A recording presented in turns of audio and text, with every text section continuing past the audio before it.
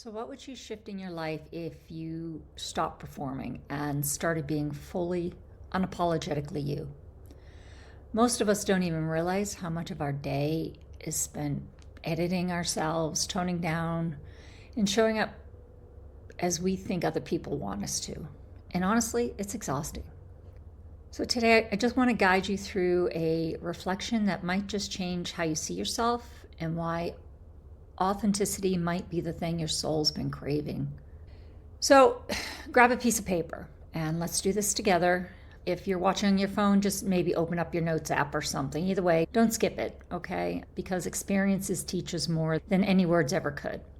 So first, here's the first question. Write down 3 things that you really like about yourself.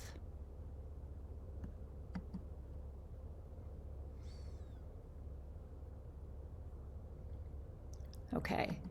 Okay, the next, write down 3 things that you really like about your best friend.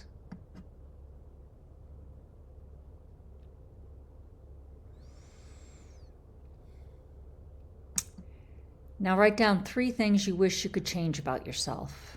And then obviously flip that around. What are 3 things that you feel your best friend could improve on? And just sort of note how that feels. I know we sort of went through this quickly, so definitely go back and redo it. But it's a lot easier for us to name the things that we feel our friend, our best friend, or our friends, what their good qualities are versus our good qualities.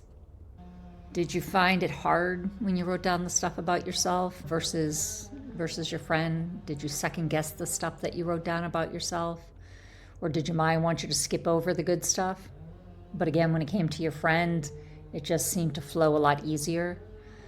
Most of us do. We write our own. We are our own worst critics, and we are our friends' cheerleaders. And honestly, that has to change, because when we constantly criticize ourselves out loud or in our head, we're shrinking the space where our soul is meant to shine. Let me ask you something. When someone opens up to you, when, I don't know, they're being raw and honest and they're just being vulnerable, they had a hard day, do you reject them or do you lean in? I bet chances are you embrace them, right? I mean, the realness is magnetic. And yet we don't allow ourselves that same vulnerability. We really critique ourselves, beat ourselves up. We think we need to perform. We just need to earn that belonging so that we can hide the messy parts of ourselves. And my question is why? Well, here's what I've learned. Most people wake up each day and make a choice, right? Do I want to be authentic or do I want to belong? It's not like they consciously think that, but that thought goes through their heads. And most of the time, we choose to belong. You know, we agree to do things that we don't necessarily want to do. We laugh at things we don't necessarily think are funny. And when we stay quiet, we really want to speak up, but we don't. And I know this personally because I've lived it. I've lived it in high school. Actually, there's this one story in high school where I was bullied, and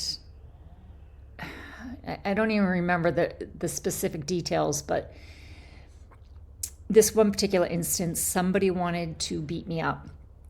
And, you know, I was never part of the cool crowd. And I just remember some guy supposedly looked at me the wrong way, and it really upset this girl. So I had to meet her because she was going to beat me up, but there was no way of getting around it just because of the way we had to get to the bus and whatnot. Well, what ended up happening is I actually ended up talking myself out of it. I'm not even sure how.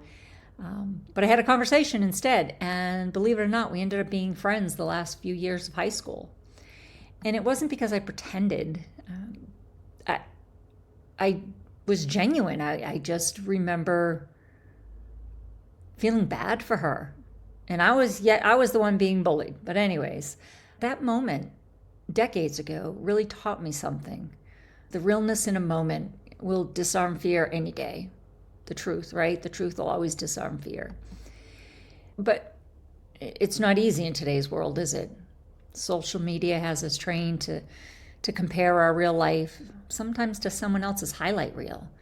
when we seek perfection online, we feel like we're falling short. And I once saw a trend, I think it was a vulnerability trend, where the people were forcing themselves to cry, only you didn't know that, only you weren't supposed to know that they were forcing themselves to cry. And I remember a couple videos that I saw, they took it a step further and they were making their kids cry.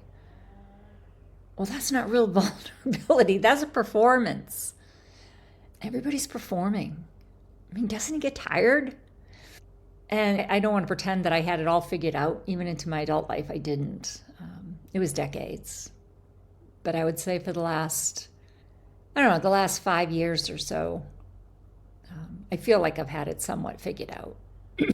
Because the thing about vulnerability, right? It's somewhat sacred. It's quiet, it's real. It's not always pretty, but it's always powerful. So what we need to do is we need to shift our energy. And I was recently part of a masterclass where my coach talked about the law of reception. We've all heard about the law of attraction, but this she called the law of reception. And this one hit a bit deeper than the law of attraction.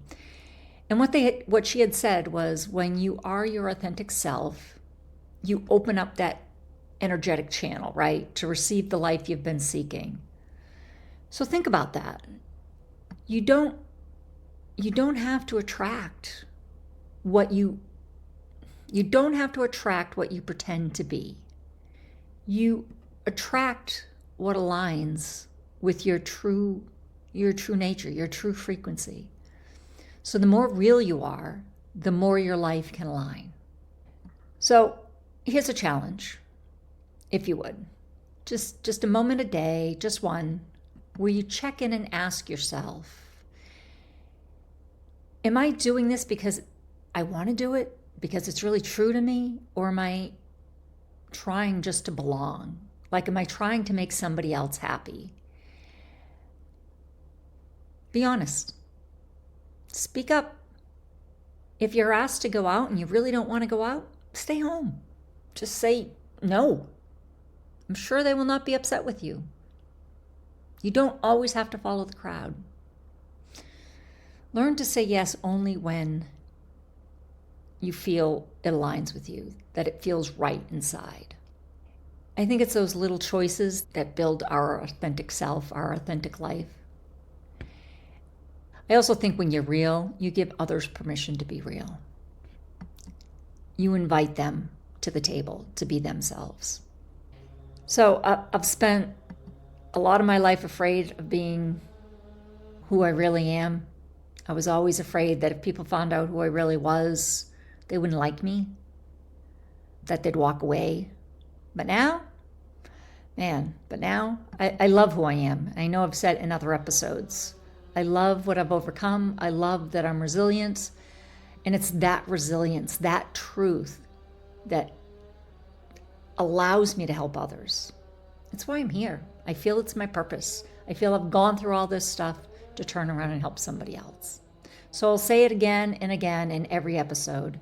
You are more than enough just the way you are. You do not have to pretend to be anybody else. You are worthy just the way you are. So remember, just once, check in with yourself and see if it's really what you want to do. And if you would leave in the comments, I don't know, on a scale from 1 to 10, how authentic have you felt lately? And what is a small decision that you've made this week that was truly your decision? Not a decision because you felt like you had to.